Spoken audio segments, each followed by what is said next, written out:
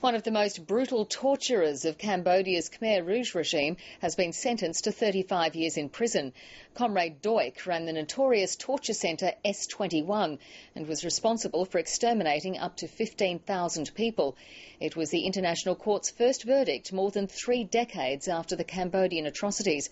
But the sentence against Duch has dismayed survivors and their families. They say it's too lenient. Southeast Asia correspondent Zoe Daniel is in the Cambodian capital. 31 years after he walked free from S21, Nuong Chanpal went to court and saw justice served.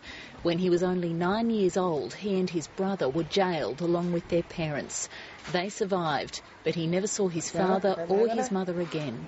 I saw her 2 or 3 times, and then when I looked back at her again, she disappeared.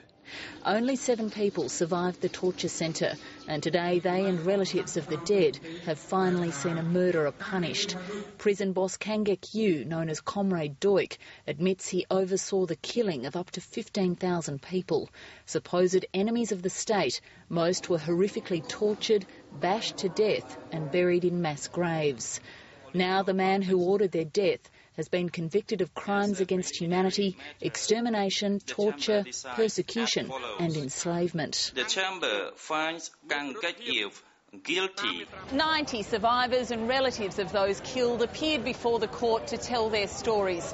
In the face of criticism of court costs and delays, today's judgment is seen as a small step in the healing process, both for them and for Cambodia.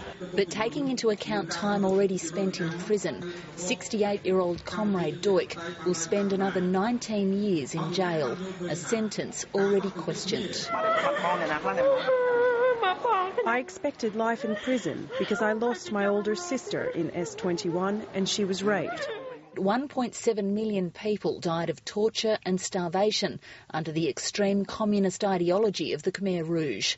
With leader Pol Pot dead, attention will turn to the next case and whether 4 higher-level Khmer Rouge leaders will also be prosecuted before the aged and ailing defendants are dead.